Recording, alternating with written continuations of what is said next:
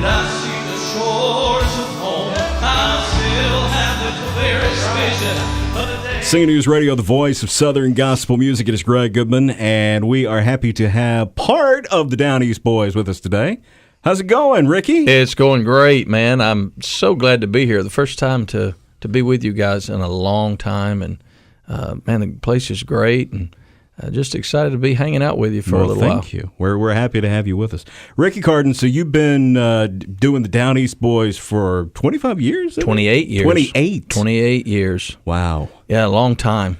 You're not a boy anymore. No, not a boy anymore. I know. Man, sometimes you wonder, where does the time go? Yeah. You know, we were just talking about, some of the things coming up, and boy, the years just going by, and but it's been good. It's been a good run, 28 years, and can't complain. Wouldn't go back in any way and change anything. It's been a good run. What's been one of the highlights for you in those 28 years? What is something that comes to mind immediately where you go, man, that was a special time for the Down East Boys? Wow. There's been several things that I could say were great things to be a part of. But one of the first things really was right at the beginning. When I came in, the group was transitioning from part-time to full-time ministry. And so we were nominated for, I think it was, back then they called it the Horizon Award. Mm-hmm. And 6 months in, and I'm walking on stage with these guys, and here we are in Nashville at the time, mm-hmm. NQC. So got to do NQC in Nashville, which was great. And to win an award right at the beginning, 19 years old, and be a part of something like that. Certainly wasn't just me, but to be a part of it, And then 3 years later, to be able to say, you know what, we're going to take the next step, and I'm going to be in ownership, and we're going to try to keep going. We're not going to stop. And now 28 years later, for me to hang my hat on is to be able to say, hey, we kept going, we keep going every week, and the Lord keeps making a way. And we've been faithful to it for 28 years and still able to pull the bus out of the parking lot every week and pay the bills, and the folks keep coming out and keep booking the dates. I hang my hat on that more than anything, I think. Sure. Just the longevity of it. 28 years, a long time to do anything. Absolutely. And it's been fun, too.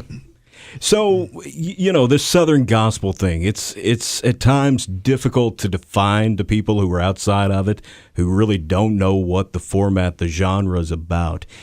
But I think most people know what a quartet is. But even quartet singing has changed some ways over those 28 years.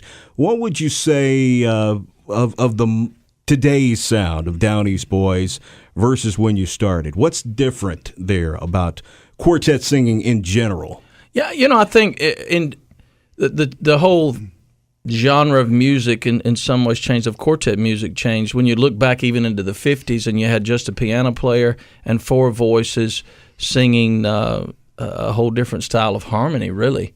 Now, on our latest, it's more driven, a little more band driven.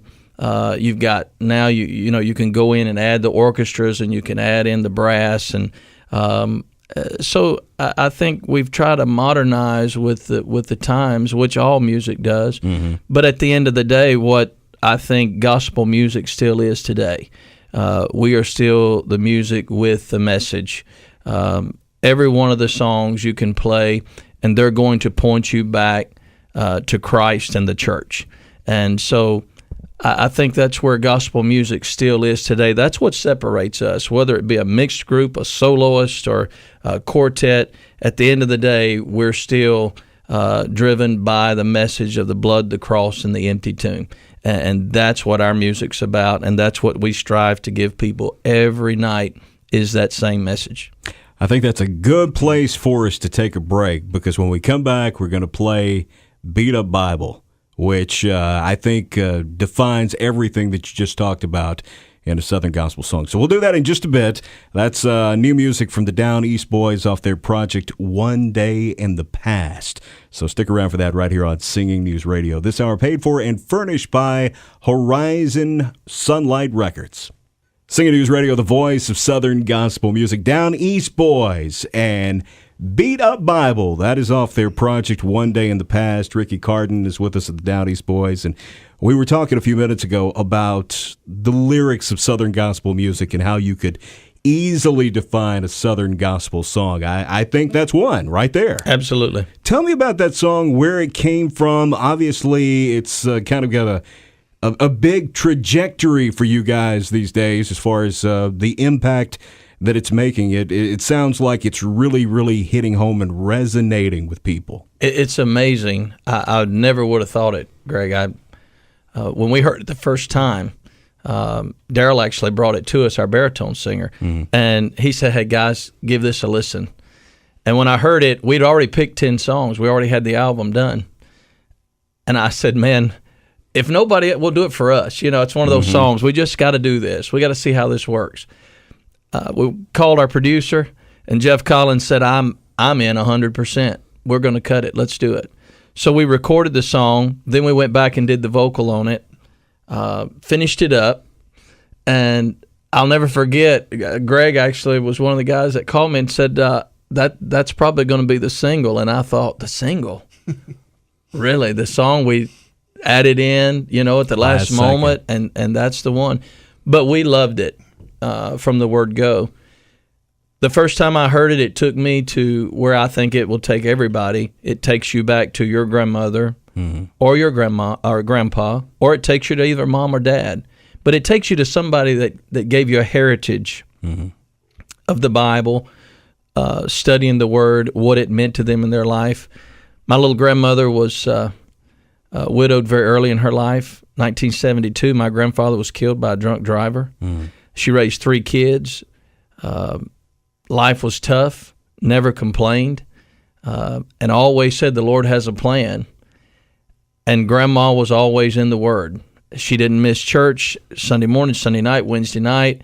Whatever was going on, Grandma was there, and she said, you've got to be faithful. You got to stay in His Word, and the Lord will see you through. And when Grandma passed away, we walked into the home, we opened up her Bible, and there you see line after line, verse after verse, with notations made, underlined. And what you see in that is a life well lived through that book. And I told my mom, I said, boy, that song takes me back to her and the heritage that she left for us as grandkids and for her kids. And I hope the song takes everybody back to someone in their life that left them that heritage of the Word, studying the Word, and what it really means to be a Christian.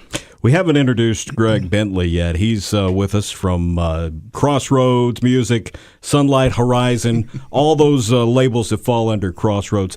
And Ricky brings me to an interesting question, and I haven't had someone like you in the room to answer this question before.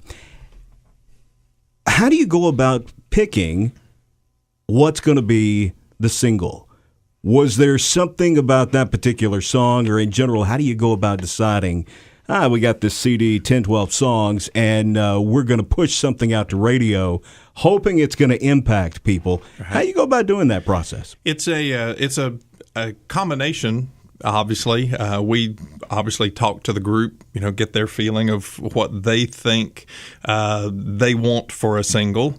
But in this situation, Ricky said, I'm leaning on y'all very heavily here, because there's a good variety on this album. And so we have a marketing team that every time an album comes out, we sit and listen to the album and just make notes of everything that's in it.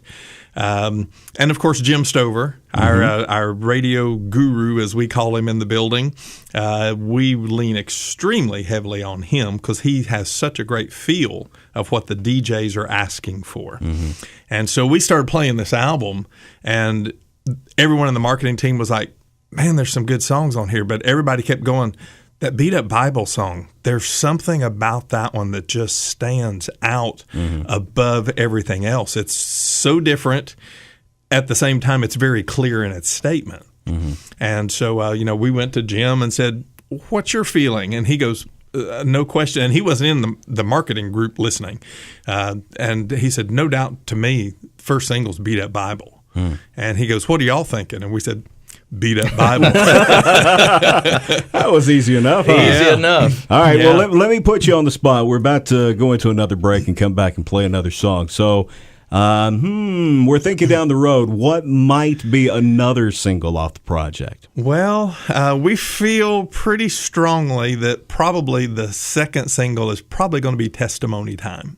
Testimony Time. It's upbeat, it's driving, it's a true, you're probably familiar with a lot of the songs Sandy Knight wrote in the past, that Little David, God's Building a Church. Right. Such great hits. She wrote this one too. Okay. And it's just got that signature quartet drive to it. All right, well, we'll hear that coming up here in just a bit. Got Ricky Carden of the Down East Boys, Greg Bentley with us from Crossroads Records, and this hour paid for and furnished by Sunlight Records. Down East Boys, Ricky Carden of the group with us today, Greg Bentley from Crossroads Music as well, and the song you just heard called Testimony Time. Tell me a little more about that one, Ricky. Man, that's a driver right there. That's somebody will get a speeding ticket listening to that. You know what I mean? What a great song. Sandy Knight wrote that, and Greg, of course, does a lot of pitching music for us and through the publishing company. And when he sent me that one on email, he said, "Man, you're going to love this." He knows I like the fast stuff, and when I heard it, I thought, man, that's pretty awesome. The story that it tells, stepping through each different person standing up in church, giving testimony about what God had done in their life. And, then we thought, why don't we just feature each guy as we go here? So we started off with the bass singer, and then our baritone singer took a verse, and then I take the last verse. We left the tenor out, didn't we? How'd Man, that we happen? left him out. How did It's that always happen? the tenor singer. Yeah, always the tenor singer. And so the three of us got in on it anyway. So, but it's just a driving song. I love the fact that it talks about testimony time. I remember growing up, in a little country church there in Reidsville, North Carolina. We used to have people just stand up right in the middle of service, and folks would start giving a testimony about what God was doing in their life, what they needed God to do in their life through something. People gather around the altar. Sometimes the pastor never even stepped foot in it. Right, exactly. Wow. And how awesome that was when I look back now. As a little kid, I didn't understand it all, but now you look back and think, boy, we need more services like that. We need more folks who, at that time, they'd testify or ask folks to pray with them, and folks gather around the altar and pray and believe that God was going to do something. Right. And, boy, we need that faith more today than ever. Absolutely, we do. All right, we'll come back and play some more music from the Down East Boys and talk a little bit more about what's going on with them these days. Their project is called One Day in the Past. Down East Boys, this hour paid for and furnished by Sunlight Records. Singing News Radio, the voice of Southern gospel music. Down East Boys visiting with us this hour. The project they have out these days called One Day in the Past. It is from Sunlight Records. Now, that song you just heard may take you back. Beautiful Valley, 1989 was the year that originally came out. We still play that version, but you guys have decided to come back and do a re-release of that tune. We did. That's got to be still today the most requested song that we have. I get emails, and what's even more unbelievable is when you walk into a church and here comes this, little lady up and she says, "Do you still sing that song, Beautiful Valley?" And you're thinking, wow, they still remember that song 30 years later. And so on this project, we wanted to go back and pick that up because so many people were asking for it. And we said, hey, let's just leave it alone. Just like it was before, let's just cut it just like that and just put it on the CD. But, man, I think we could almost send it out again. I mean, it sounds great, and the message is still just as strong as ever in that classic song that was – I found out from the writer, Marcia Henry, who wrote that song. She sent me a text and said – I looked it up, and that song was in the top 40 singing news chart for 12 consecutive months. That's pretty awesome. Yeah, that's pretty awesome. So that means the people enjoyed it. They wanted the song. They were requesting the song, and it just Well, it took the group to a new place, really, is what it did. I'm always wondering these days, are we going to have a generation of songs like that in Southern gospel music? Do you think what we're doing now, that 30 years from now, some of these songs are going to be hanging around and the folks are still going to be saying, hey, what about that song, Beat Up Bible? You hope so. You hope what you're singing makes an impact like that. So many things have to come together to make that happen. You know, I think a song, first of all, the writer, whoever they are, when they write that song, the lyric, when pen goes to paper, it's got to have an anointing to it. Number two, I think songs like that are birthed from people who are living through something in that moment that song comes from. True. Dottie Rambo wrote some of the greatest songs ever, and when you hear those songs, she can give you literally almost testimony verbatim of where that song came from and what she was into in that moment and how she birthed that song. And so I think there are great writers today. We had so many songs to pick from, and I can tell you I think there's still writers who are writing like that. They are anointed. They are given these songs, and they're passing them on to the singers. And then it's our job to sing those songs. Bring them to life. Exactly, to bring them to life. And so I hope we're doing that as artists. I hope all of us that call this genre of music our livelihood, I hope we're doing that. In honoring to the Lord, man, I hope we're giving it all we have. I think y'all are doing a pretty good job. I think overall the songs are really great. I guess what I always wonder is, you hear about this golden era, with the cathedrals, sure, and, all of these groups, and you wonder, and this song being on the chart for 12 months, and now it seems like they kind of roll through a little quicker, right? And so I'm hoping that they're going to resonate with people and stick around in their mind and stay there, because I think there are great messages there. But I would say, without question, the Down East Boys are known for Beautiful Valley. Absolutely. Definitely. And glad to have been a part of it. I Absolutely, can tell you for sure. Right? Down East Boys' new project is called One Day in the Past, and we'll be back with more from them. Sunlight Records, paying for and furnishing this hour. Singing News Radio, the voice of Southern gospel music. This hour we've been talking with Ricky Carden of the Down East Boys. Greg Bentley of Crossroads Music has been with us. And the project called One Day in the Past. Now, why did you guys decide to name that the name of the project? Can I be honest? Yeah. Go ahead, be honest. I like it when people are honest. I know. Since he's sitting here, I'm going to throw it back to him. Greg came up with that and said, here's this title. And I said, I don't understand, Greg. What are you talking about? And he explained it to me, and I said, hey, if the company likes it, man, this is one time. I'm going to let you guys go with it. With you. Yeah, so our title is One Day in the Past, and you can ask Greg why. I have no idea, man. Greg, so. The spotlight is on you. Did you hear that beep, beep, beep? That was the bus backing up over me. Yeah, that's it. Actually, that came, again, from the marketing team. We sat down as we were listening through the album. We're always looking for a title. You can always use a song title. We could have called it Beat Up Bible, or we could have called it Beautiful Valley, or any other song, Testimony Time. But we started going through the lyrics of the songs. And you've got Beautiful Valley, and you've got Jesus Have Mercy on Me, which are old songs that they have come back and re-recorded and did, great justice to both of them. So you've got that past part there. But we started going through the lyrics, and you start finding the stuff about the personal sides. The Testimony Time talks about things you've come through. Different songs on there, Somebody Say Amen, it has got parts in the lyrics of things that you've come through, that God's brought you through to the victory that you're in now. So it's kind of one day in the past. It is. And so that's really where we came up with it. And I called Ricky one day. I don't think it's bad, Ricky. Oh, I didn't say it was bad. Don't throw me under the bus now. Wait. Don't throw me under.